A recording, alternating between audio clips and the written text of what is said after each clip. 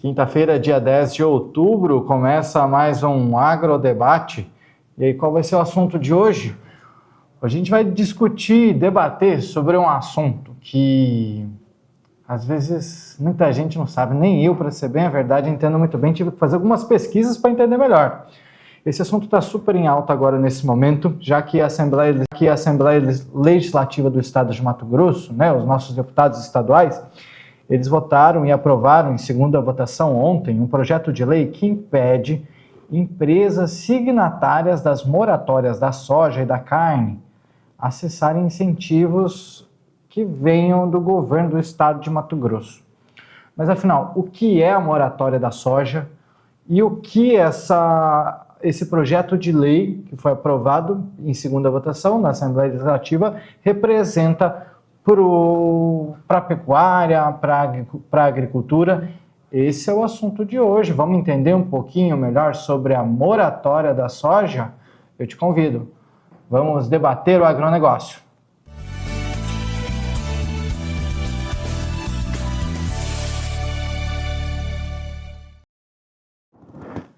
Sem eira nem beira, já chamo minha amiga Daiane Kirnev.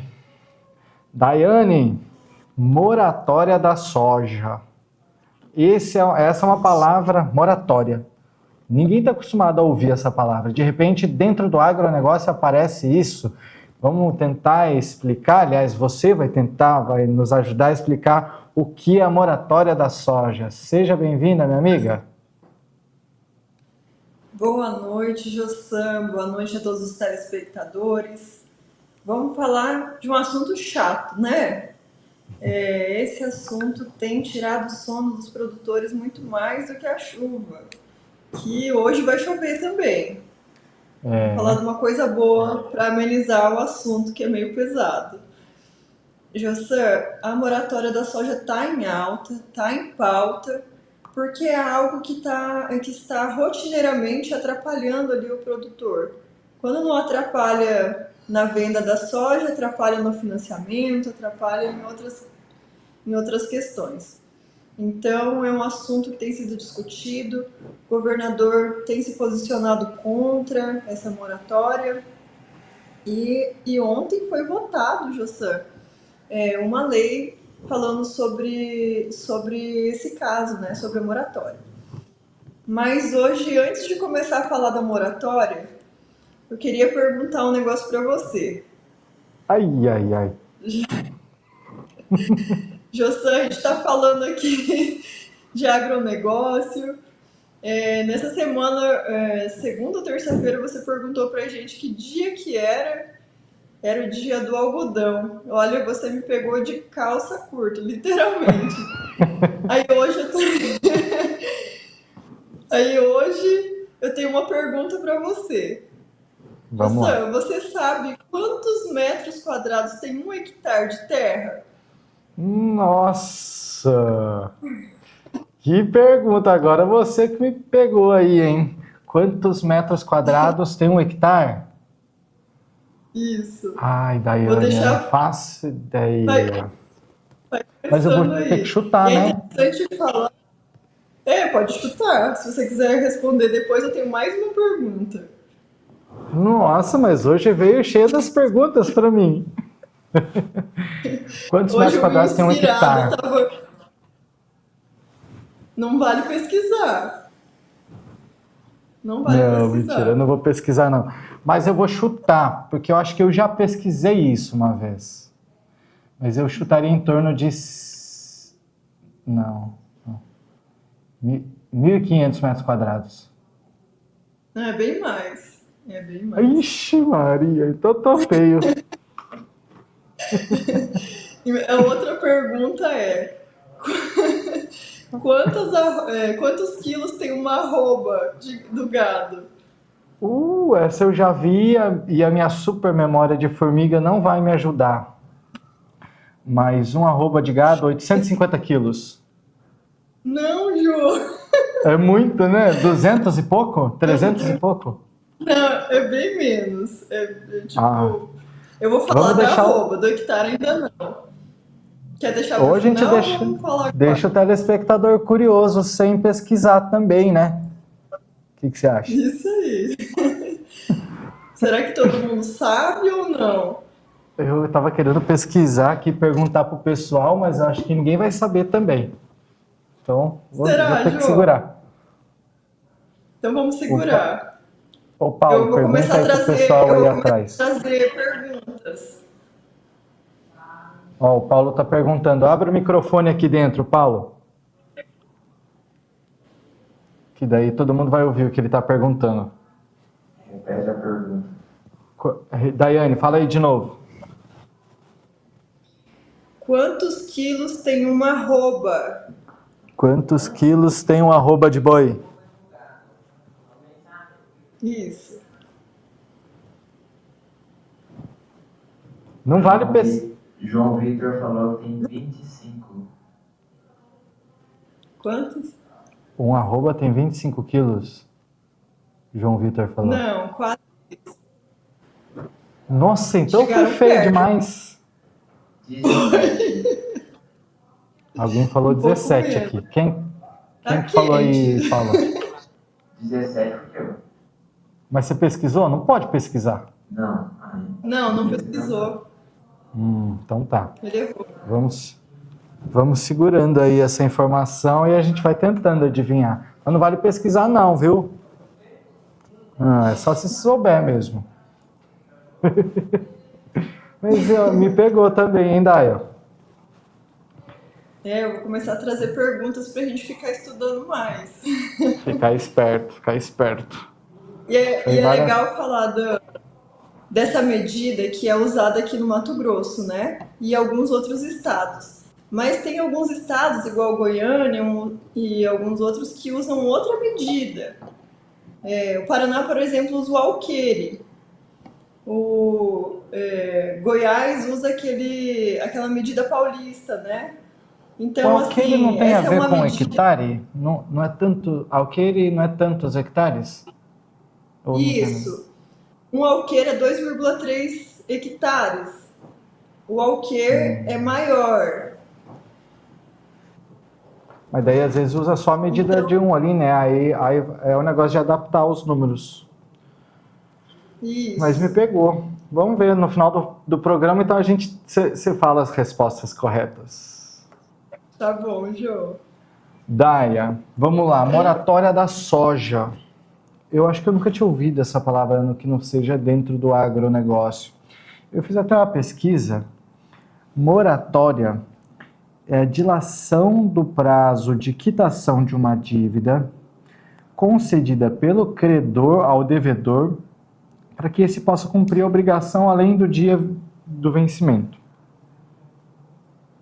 Tá claro isso ou tem como explicar melhor? No caso da moratória da soja, e agora também a moratória está sendo aplicada para carne, né? Para carne. Mas hoje a gente vai falar especificadamente da soja.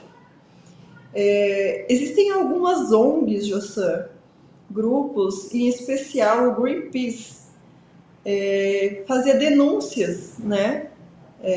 Denúncias de desmatamento aqui no Brasil. Só não fazia na União Europeia, né? E a União Europeia, ela começou a fazer uma pressão de mercado e firmou-se um pacto, um acordo, de que as empresas que compram soja, que vendem soja, não poderia comprar, financiar, comercializar soja oriunda de área que houvesse desmatamento após a data de 2008. Então, 2008 é um marco. Após 2008, não poderia ser desmatado nada, mesmo que for um desmatamento legal. Então, se o produtor abriu a propriedade dele legalmente, de acordo com o Código Florestal, que já é o mais rígido do mundo, ele não poderia comercializar esse produto. Então, o grande problema da moratória é que é desmatamento zero. Não tem comercialização, não tem financiamento. Então, assim, aquele produtor que foi lá, fez o seu projeto regular, que é super difícil, Jossam, para você conseguir abrir, tem todo um processo, um trâmite, né, para abertura, e mesmo assim essa pessoa vai ser impedida de comercializar. Aí o que eles estão fazendo? Algumas medidas abusivas, eles têm até uma assinatura lá, por exemplo, aquele produtor tem 2 fazendas lá, né? Uma ele abriu após 2008, abriu regularmente. Ele vai fazer um acordo, vai assinar um acordo de que ele nunca mais vai plantar naquela área, para ele poder comercializar grãos oriundos de outra terra. Então você entende o tamanho do problema disso? Aí aquele produtor também que financia no banco ou que financia com a própria empresa, eu vou colocar nome aos bois aqui, a Cargill, por exemplo, não vai comprar desse produtor, não vai financiar esse produtor. O que é financiar esse produtor? É vender a prazo uma semente para ele pagar lá na colheita. É vender a prazo um adubo para ele colocar na terra. Então, como que ele vai plantar? Como que ele vai vender depois dessa produção? E daí a gente fica analisando essas situações, né? E vê que é uma abusividade muito grande. O que acontece? Vamos supor, a gente já ouviu falar de quem muito faz as coisas muito erradas, às vezes não quer que o outro faça, né? Quer pregar moral de sem ter feito a sua parte. A União Europeia, ela desmatou tudo que ela podia e não podia. Eles abriram tudo. E daí é como se a culpa caísse a obrigação para o Brasil depois. Então o Brasil, ele está pagando a conta do que eles fizeram, né?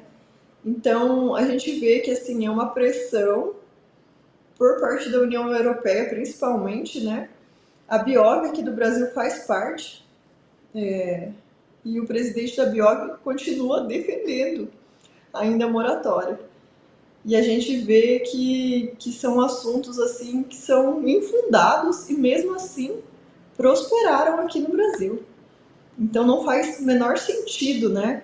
A continuidade desse processo que tem impedido não só o produtor de vender, mas ele está criando, Jossam, um desnível de mercado. Porque daí aquele produtor, às vezes, não tem para quem vender, porque ele entra numa lista negra, literalmente, ele entra numa lista negra dessas empresas maiores, né? Essas multinacionais. E daí ele acaba, às vezes, vendendo essa produção para uma empresa desconhecida, muitas vezes fria, que não faz o recolhimento de imposto devido, ou ele não sabe se ele vai receber essa soja que ele vendeu. Então, olha o tamanho do problema que essa moratória está causando. Além disso, algumas outras situações também são geradas aí pela moratória da soja. Quando a gente debate aqui, Daiane, no nosso dia a dia, desde o início do agrodebate, algumas, pelo menos teorias, né, que eu já ouvi, sempre envolvem a União Europeia, né? A Europa, que o que eu entendo, o que eu vejo, o que eu percebo é que parece que existe uma manipulação dali, né? Uma galera, a gente sabe que ela foi povoado, por questão histórica, ela foi povoado primeiro. O Brasil é um país novo, é um adolescente comparado com eles. Parece que o pessoal foi desenvolveu, e o Brasil, considerado subdesenvolvido, que na minha opinião é muito bem desenvolvido, e aí parece que a conta sobe. O que eu entendo com essa explicação tua é a seguinte: eles fizeram, não que houvesse já um plano de culpar o Brasil ou culpar alguém, é porque não existia esse debate sobre não desmatar, desmatamento e etc. Então, a visão que eu tenho chegou uma hora que tem que colocar na conta de alguém. E o Brasil, um país tropical, com a floresta amazônica e gigantesca, a conta sobrou para a gente. E o pessoal já entendido sobre esse assunto, falou, não, agora a gente vai culpar o Brasil. É mais ou menos isso, você sente isso? O pessoal do agronegócio conversa isso? Parece uma conspiração contra o Brasil, né? Jossan, o que eu vejo? O Brasil, ele é um país que é jovem nesse negócio, né? Então, ele está em desenvolvimento econômico, em desenvolvimento na agricultura, e o Brasil é ainda pouco aberto às áreas de floresta, né? A gente ouve sempre falar que tem grandes áreas que foram abertas, porém, ainda há muito propriedade a ser explorada. Então, o que eles querem? Eles querem manter ali o Brasil como os recursos naturais e travar o desenvolvimento. Quando você trava o desenvolvimento, você consegue manipular ali de uma forma mais fácil, né? Agora, imagine eles quererem impor, por exemplo, a China, né? Um método desse não teria nem a menor condição, né? Eles sabem que é inviável levar em um país de desenvolvimento ou nos Estados Unidos qualquer imposição assim ilegal. Então, por que trazer isso para o Brasil? Porque o Brasil ainda está em desenvolvimento. Eles querem frear, fica mais fácil manipular, fica mais fácil você conseguir. Vocês continuam lá cuidando da sua reserva natural sem desenvolver. Quem que vai pagar por isso? Eles, né? Quem que vai garantir esse desenvolvimento? Agora, Daiane, para deixar esse debate ainda mais completo, chamamos para participação dele, a segunda vez que ele participa conosco, que já queremos agradecer de antemão, Lucas Luiz Costa Beber, presidente da AproSoja Mato Grosso e vice-presidente da AproSoja Brasil. Sua primeira participação foi na semana passada, né, Lucas? E agora já está de volta aqui. Na sexta-feira ele participou, quase uma semana depois já está de volta. Seja bem-vindo mais uma vez, Lucas Beber.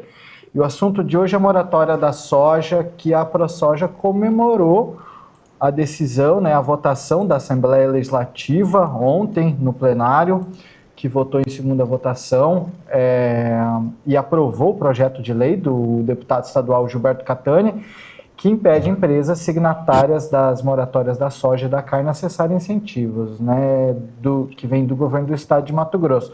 De que forma que essa lei, Lucas, pode, se assinada pelo governador Mauro Mendes, pode beneficiar o produtor rural? Boa noite, seja bem-vindo.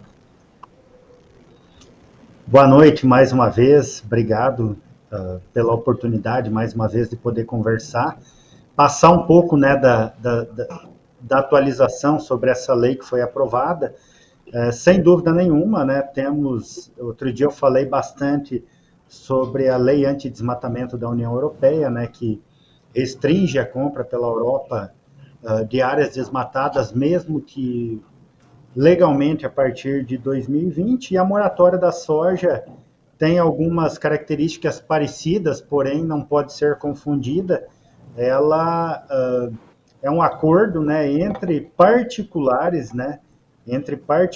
ou seja, empresas aqui do Brasil que são compradoras que exportam, né, para empresas europeias que atendem justamente, digamos assim, essa exigência do mercado, né, que tem essa questão de sustentabilidade e o principal requisito são áreas desmatadas após 2008. Então, a partir de 2009, as áreas que foram desmatadas, mesmo que legalmente, essas empresas da Europa não aceitam esse produto. E as empresas brasileiras aqui que importam, ao invés de elas criarem uma logística separada para isso e também uma rastreabilidade, elas optaram por simplesmente olhar para o produtor e falar, não, tu tem uma área que você desmatou depois dessa data, nós não vamos comprar de você. E aí, mesmo no acordo da moratória, no qual nunca os produtores foram chamados à mesa, nós acabamos sendo chamados só agora, né, que a discussão ganhou tamanho e que estão avançando as ações para extinguir a moratória da soja. Agora eles nos chamaram para participar das discussões e do grupo de trabalho junto com as ONGs, no qual nós seríamos minoria. Chegaríamos tarde, após muitos anos, nossos produtores tomando prejuízo, para, teoricamente, se criar aquela narrativa, não, os produtores participam conosco e discutem com nós. Então, por isso nós estamos, sim, discutindo, fizemos audiências públicas, cabe ressaltar um apoio muito forte da MM aqui no Estado, também a União da Associação União dos Vereadores aqui do Estado do Mato Grosso, que foi feito evento com apoio deles para justamente frear a moratória. O Tribunal de Contas do Estado também apoiou isso. E agora, por via legislativa, através desse projeto de lei do deputado Catani, no qual tira os incentivos fiscais dessas empresas compradoras, caso elas atendam esses acordos entre particulares, restringindo a compra desses produtores, porque lá nesse acordo, nessa reunião, era destacado antes um perímetro, ou seja, eu vou dar um exemplo, aquele produtor que planta 50 hectares, se ele desmatasse 1 hectare, era demarcado um perímetro de 25, então metade da lavoura dele estaria disponível para comercializar aqueles 25 hectares e os outros ficariam restritos. Isso, na prática, deveria ser aplicado, ainda não é justo, mas é muito menos impactante. Mas, na prática, nós temos tem um caso curioso em Sinop, de um produtor que tem 4.000 hectares, ele desmatou tudo antes do acordo da moratória, antes de 2009, e esse produtor resolveu mais tarde comprar uma chácara mais próximo de Sinop, na qual ele desmatou 4 hectares legalmente para construir um armazém. Enquadraram ele na moratória, toda a produção dele, ou seja, dos 4.000 hectares, por causa de 4, impactou. Então, esse perímetro não era respeitado. Agora, sentindo-se pressionadas, essas tradings e a Biov trouxeram a proposta de respeitar o perímetro. Só que mesmo assim eles demoram para fazer as atualizações, um monte de coisa, e nós não queremos isso. Mesmo o perímetro acaba sendo uma imposição acima da nossa legislação ambiental. Cabe lembrar que a ProSoja sempre preza e defende a legalidade. Nós não podemos ir, concordando ou não, nós não podemos ir contra a nossa legislação, né? Mas a moratória restringe.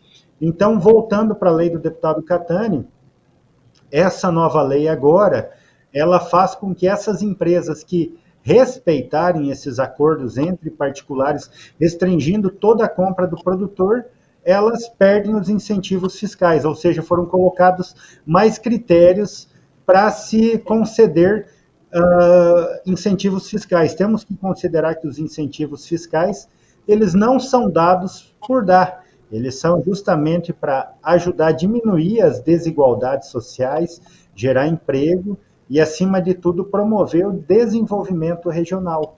E a moratória vai contra tudo isso. Então, tinha muitos questionamentos, a indústria também tentou colocar muitas dúvidas e entraves para tentar segurar esse projeto de lei, mas vamos usar, por exemplo, agora a nova lei europeia que está para ser prorrogada por mais 12 meses, se ela entrasse em vigor já a partir de dezembro, então você não tem como fazer porque ela não é um acordo em particulares, é a lei de um país que importa, então ele tem a opção de falar que não compra. Então a empresa que for exportar para esse país, para ela não perder os incentivos, ela comprova o volume que vai exportar e abre-se uma exceção para cumprir esse volume. O que ela não pode por conta de um mercado que é pequeno, restringir 100% dos produtores, até considerando que, principalmente o farelo de soja ou a soja in natura aqui do estado, na sua grande parte é exportado para a China. Então, não tem porquê, né? Na verdade, a China é só o grão in natura. A Europa, às vezes, importa farelo, países como a Espanha. Então, no caso, como a Espanha está dentro da União Europeia, a empresa justifica sei lá, se ela, vamos dar um exemplo, um navio, 60 mil toneladas. Essa empresa fecha um acordo, abre-se essa exceção, ela comprova a originação e a rastreabilidade e ela pode fazer sem perder os incentivos fiscais. Agora, a partir que ela aumenta esse volume além do que ela está exportando para atender esse mercado, aí sim a lei tira esses incentivos fiscais. Daiane, eu vou passar a bola para você fazendo um gancho que eu estava até pensando aqui assim, porque a gente até falou sobre algo parecido outro dia aqui. O produtor mato-grossense, o produtor rural, ele tem uma força gigantesca e parece que agora que ele está descobrindo, né? Aí eu queria falar que eu lembro até daquela frase, daquelas revoluções que tiveram antigamente, aí o gigante acordou e tudo mais. Será que o gigante do produtor rural também está acordando?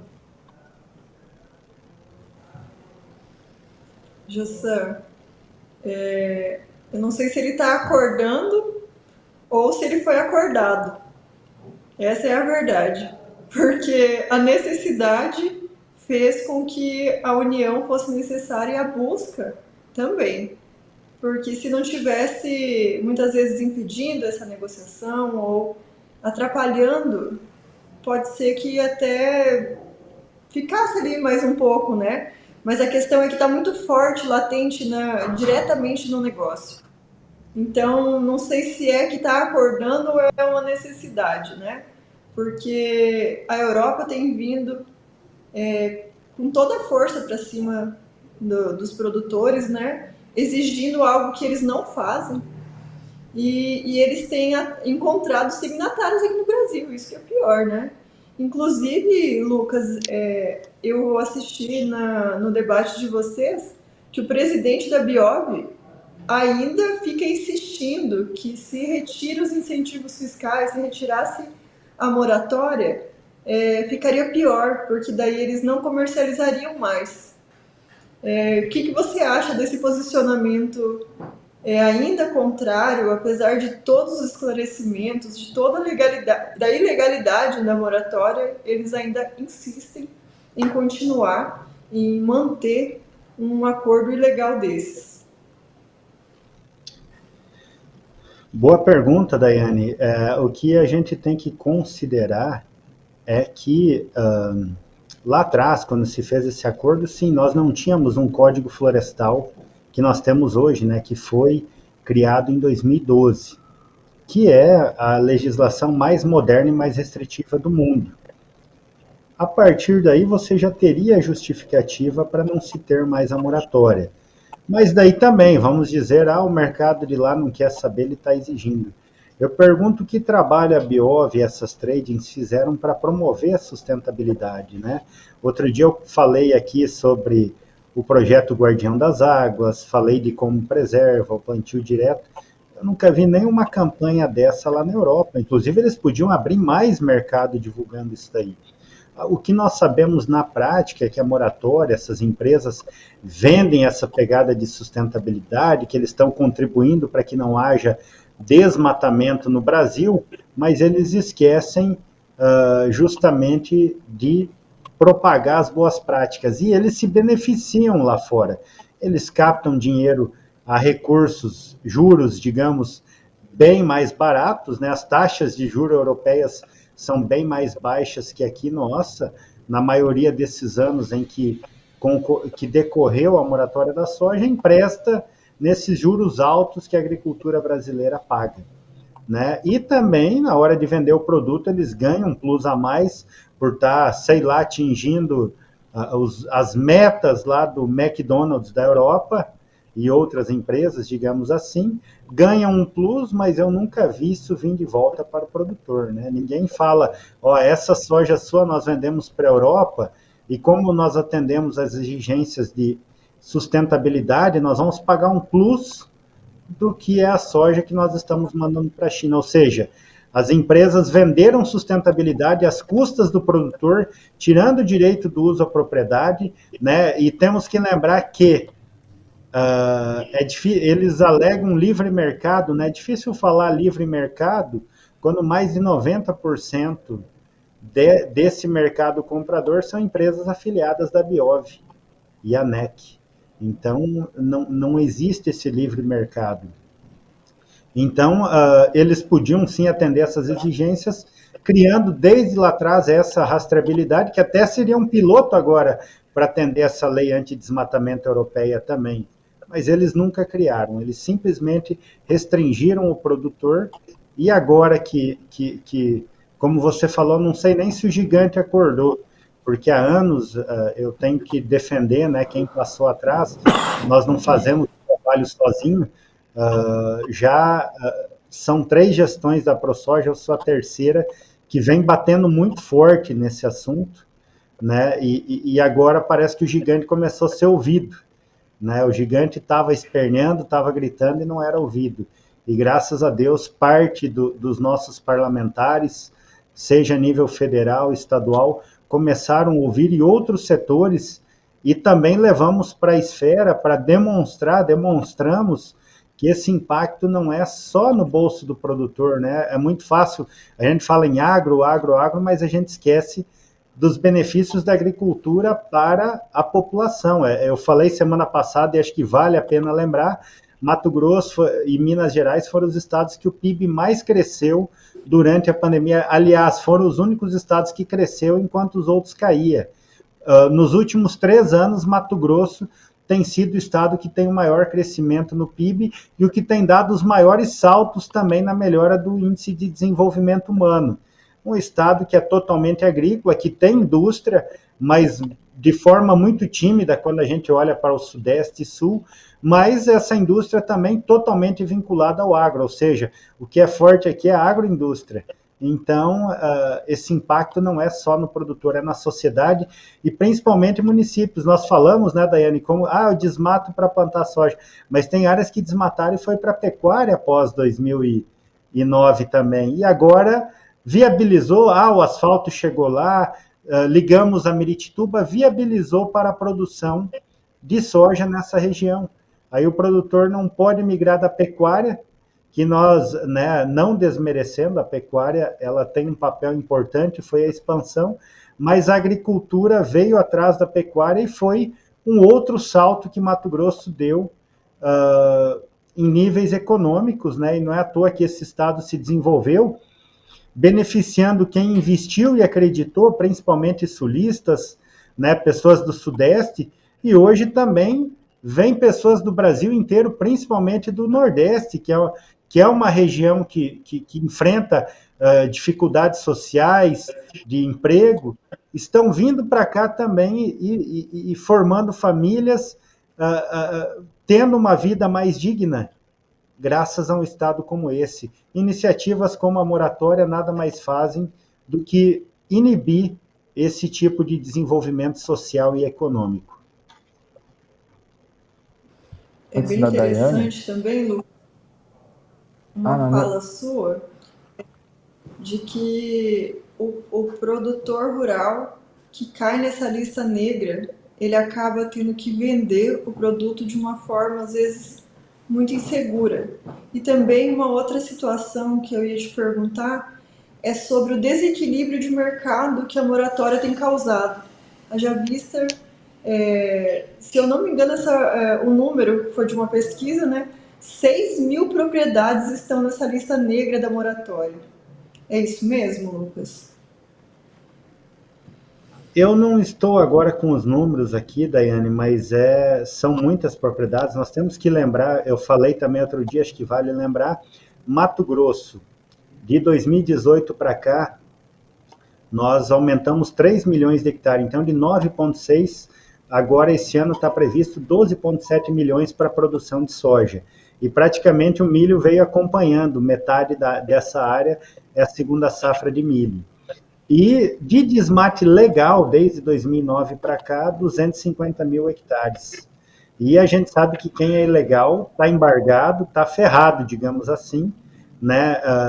Não é porque teve 250 mil que teve igual ou mais. Não, as taxas de desmatamento ilegal é 2%, em torno menos de 2%. Então, tudo isso mostra que não foi tão grande a abertura de áreas, mas, por outro lado, Daiane, quando você olha justamente aquilo que eu falava antes dos polígonos, né, de considerar a área, isso chega a quase 2,5 milhões de hectares impactados dentro do estado.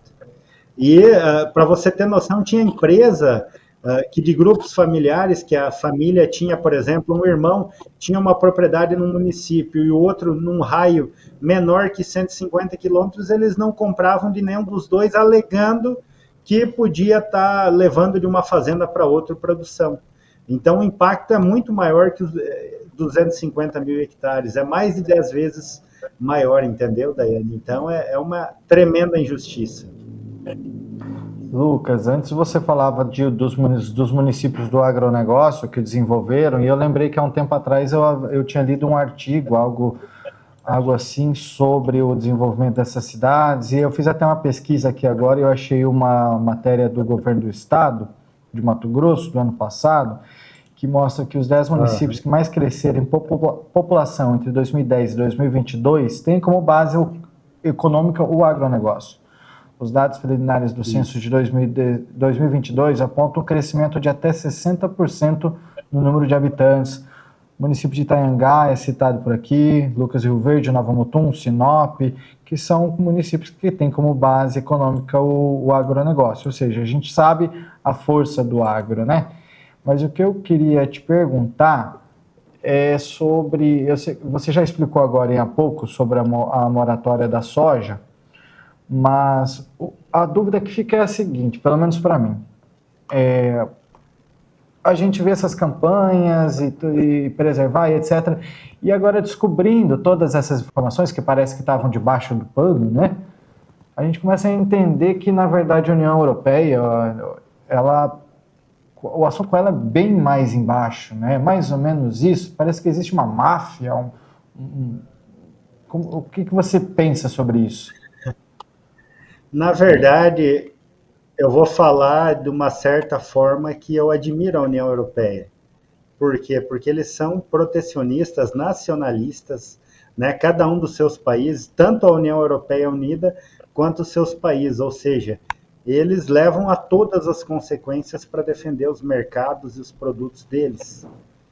E aqui no nosso país, nós temos um exemplo, a nossa ministra do Meio Ambiente, que por causa de 2% ilegal, que ela deveria estar fiscalizando, né, inibindo esses crimes ambientais, ela passa a régua e enquadra os outros 98% como se estivessem ilegais e vende para o mundo que o nosso país é um caos e que aqui só há crime ambiental. Ou seja, enquanto eles defendem de forma exagerada, com uma sustentabilidade que, se comparada do Brasil, é uma vergonha, né? Porque eles não fazem como nós, de ter as APPs, como nós temos, de ter floresta de pé em áreas agricultáveis dentro das propriedades, de fazer práticas como o plantio direto, né? Que é motivo de orgulho e é modelo e exemplo para o mundo. A nossa ministra denigre a nossa agricultura, a nossa produção e fecha mercados lá fora, entendeu? Eu pessoalmente, opinião minha, uma pessoa dessa, ela é totalmente contra o país dela. Ela pode ter as opiniões dela, a visão, mas primeira coisa, ela tem que respeitar a legislação do país dela, independente de cargo. E segundo, se ela discordar, ela pode voltar para o Congresso e tentar convencer todos os parlamentares e se aprovar uma lei conforme ela acha. Agora, ela não pode, por si só, querer jogar o nosso país, a nossa imagem e a nossa produção agrícola, que é motivo de orgulho, no buraco, fechando mercados, dando palco para que leis como essa sejam aprovadas mundo afora, prejudicando e restringindo cada vez mais a nossa produção. E as exportações, né? Novamente, tudo que eu falei, aquele benefício social, ela está trabalhando contra a dignidade do povo brasileiro, contra a melhora dos serviços públicos, contra tudo isso. Lucas, Eu não tenho conhecimento, eu acredito que o estado de Mato Grosso esteja sendo pioneiro na criação dessa lei, né, proposta pelo deputado estadual Gilberto Catani. Me corrija se eu estiver errado, por gentileza. Rondônia. E Rondônia saiu na nossa frente. Rondônia já tem. Então, minha pergunta é justamente sobre isso. Será que isso vai virar uma onda pelo Brasil? Será que outros estados produtores também vão fazer isso, assustando essas pessoas que defendem a moratória e que acaba prejudicando o produtor rural? Eu acredito que sim, né? Nós temos o estado do Pará, nós temos outros estados que podem sim, aonde for possível, eles vão, aonde, como diz, qualquer estado que é regido pelo bioma amazônico, eu acredito que vai entrar sim, pela tamanho do golpe que é, né, para os produtores e para essas pessoas. Antes a Daiane até perguntou, né, Daiane, sobre as empresas, acho que você falou, Jussa, as empresas, elas justamente acabam como que eu vou falar? Prejudicando, não só prejudicando, né, inibindo essa compra aí, mas também elas dão um recado ruim lá fora, dessa imagem nossa, e também acabam prejudicando a nossa economia, o nosso povo aqui dentro. Daiane Kirnev? Lucas, a gente sabe que a moratória é algo muito ruim, mas eu acredito que pela união que tem o nosso estado, ela tende a afindar. Mas parece que eles já estão criando novos planos, né? Vocês mesmos foram para a Europa, conheceram lá como que é o plantio dele. E também tem uma lei que agora eles estão tentando ainda, né, impactar sobre o meio ambiente, sobre desmatamento. E eu queria que você falasse um pouquinho de como que é a realidade deles lá e o que fala especificadamente essa lei que vocês estão buscando combater da Europa. Legal, eu vou fazer um parêntese no início da fala, Daiane, porque quando a gente vai para a Europa, até a gente mesmo pede, nós aprendemos, não adianta nós chegar lá e ficar acusando eles do que eles fazem e não fazem. Mas aqui no Brasil nós temos que falar para o brasileiro, porque o brasileiro costuma achar que lá está tudo certo e aqui está errado, entendeu? Inclusive nós lançamos uma campanha aqui pela ProSoja, acredito que você viu o vídeo, né? E nós impulsionamos em vários países da Europa falando da sustentabilidade da produção da soja e vem os mais absurdos comentários e sempre criminalizando. E por incrível que pareça, muito de brasileiros que estão na Europa, né? E comentários, por exemplo, um dia eu comentei, nossa, você fala isso, eu falei, você sabe. Daí o cara falou, já quis pôr agrotóxico no meio, eu falei, você sabia que o Brasil recicla mais que 95% das embalagens e faz o recolhimento adequado de 100%?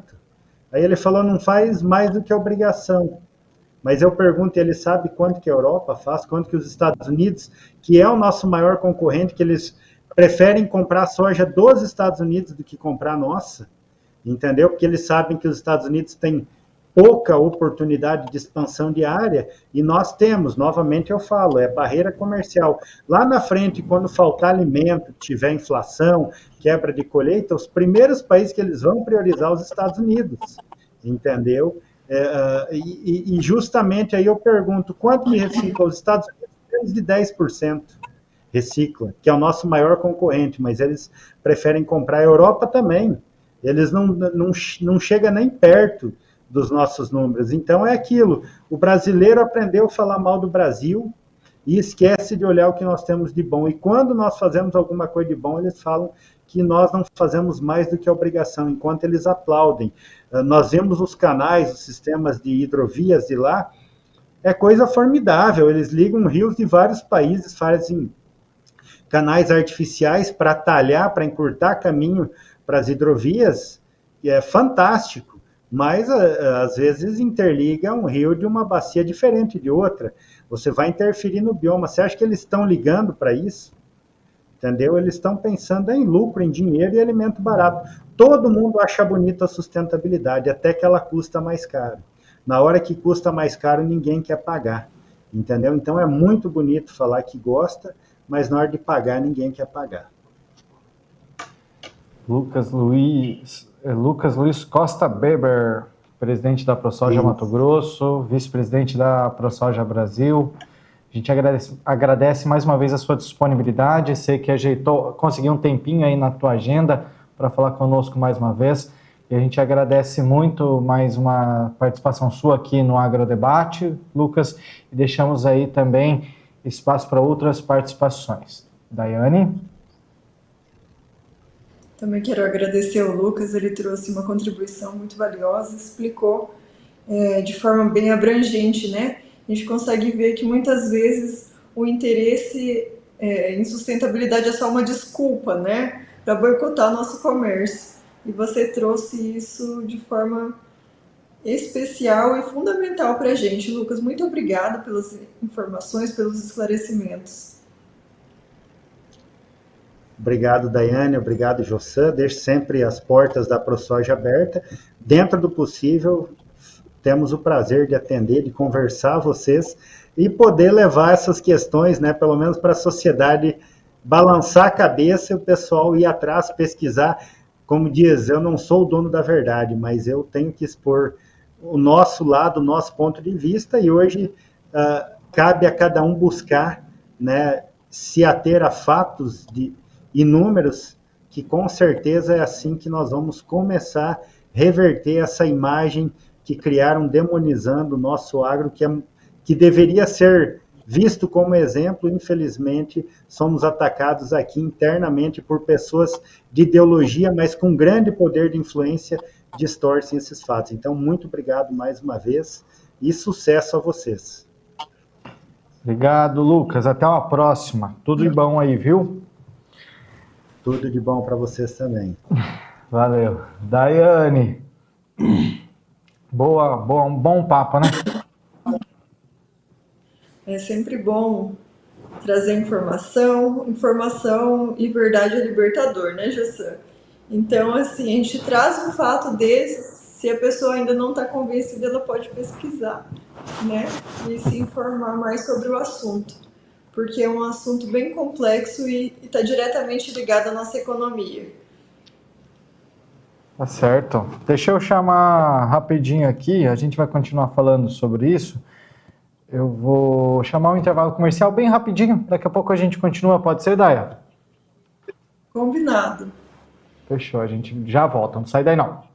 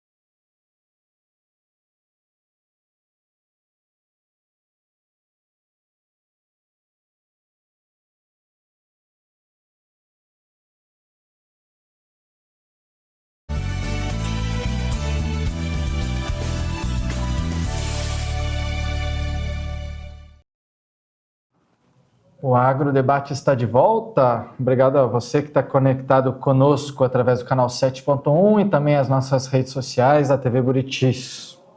Daiane, volta aqui comigo. Importante debater a moratória da soja, chegamos à conclusão, aí várias conclusões, que às vezes tem informações que podem não condizer com a realidade. Gostei da tua fala aí agora há pouco no bloco anterior, né? Buscar conhecimento, e foi basicamente também o que você e o Lucas falaram, né? E o que mais que a gente pode acrescentar sobre a moratória da soja? O que mais você acrescentaria para o telespectador, ou você acha que já está muito bem falado? Jossan, eu quero falar um pouco sobre a função social que tem uma propriedade. Quando a gente pensa numa área de terra, por exemplo, ela, por obrigação, por direito, está estabelecido na lei que ela tem que cumprir uma função social. E o que é uma função social?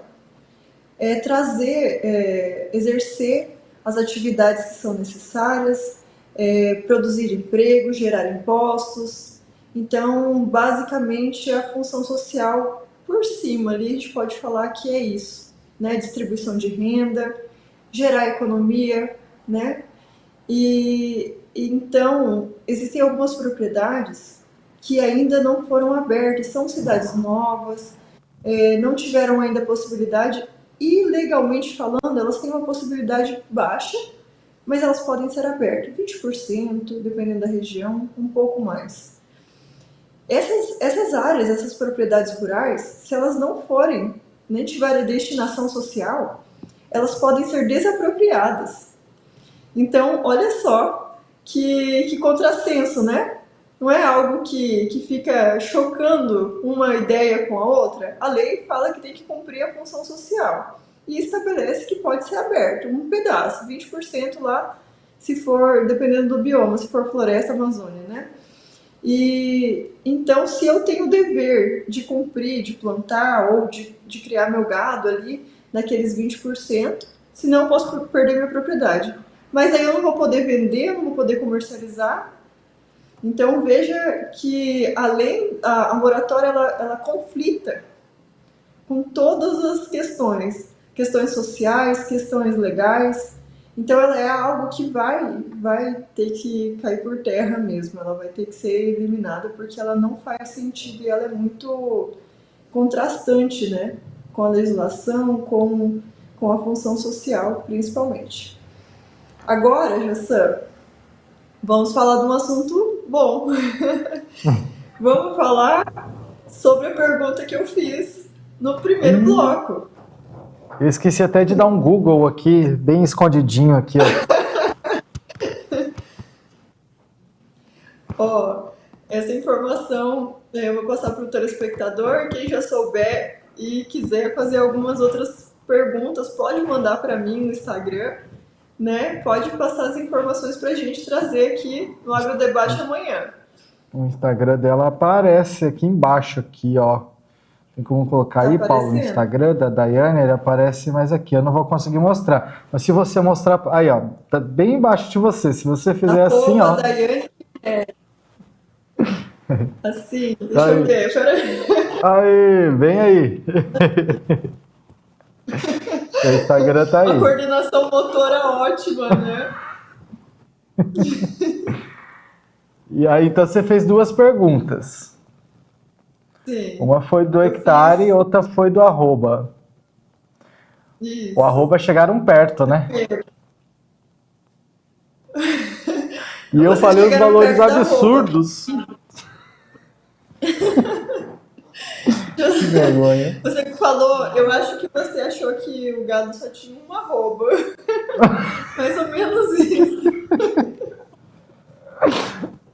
Ai, meu Deus, mas é isso aí, a gente tem que assumir e tem que ir aprendendo. Isso mesmo, eu tenho certeza que você nunca mais vai esquecer dessa informação. Agora Jossan, não, arroba, vou começar pela arroba. A arroba, ela é, em média, 14, alguma coisa quilos, mas é arredondado para 15 quilos. Um arroba E são aí? 15 quilos. 15 quilos, aproximadamente.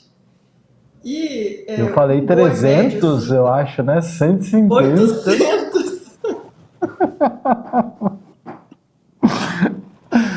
E quanto que pesa um boi, mais ou menos? 18 arrobas, Jô. Uma média, Ah, né? Tem de mais, tem de mas menos. daí, isso no caso, em cálculos, em quilos, deixa eu ver aqui. 18 18, vezes vai ter que 15 fazer. no caso. Só 270 quilos? É uma média, assim, baixa, né? Mas tem de mais, tem de menos. Eu achava que um boi pesava Uma média quase de tipo uma 18. tonelada. Não. Eu acho que deve. Aqueles bois com uma genética que são bem fortes, eu acho que eles pesam mais, Jossam. Mas esses boi que a gente vê, boi de corte, né, que vai pro frigorífico, eles não são tão pesados assim. Ah, São, então né? tá. Porque 18 arrobas é bastante. Ué, é. E hectares, eu já ouvi comparação com campos de futebol. Eu tava tentando lembrar isso, mas eu também não entendo muito de futebol, não ia adiantar. Se você perguntar pra mim nunca quantos campos de futebol, não faço ideia também, né? Mas Pronto. 1 hectare equivale a 10 mil metros quadrados. Acredito que deve ser uns 10 campos de futebol. Será? Agora vai ficar para amanhã essa. Não, vou pesquisar aqui. 1 hectare campos de É 10 mil futebol. hectares. Deixa eu ver aqui. Quantos campos de futebol cabem em 1 hectare? Vamos lá. As medidas oficiais de um campo de futebol equivalem um pouco mais de 1 hectare. Nossa, eu achava que era bem menos. Eu ia falar que eram uns 15 campos de futebol. Eu falei. Não, de futebol eu tô sabendo legal também, né? Igual você na Ó, arroba. ai. As medidas oficiais de um campo de futebol equivalem um pouco mais um pouco mais de 1 hectare. A FIFA orienta que os campos de futebol sejam retangulares, 120 metros por 90 metros. É isso. É pra E aí cansar, tinha né? mais uma, né? Não. O alqueire. O alqueire eu falei. Ai. Que é É quanto, né? 2,3. Não era. Como não era a nossa realidade, eu falei, não vou fazer uma pergunta tão fora, né?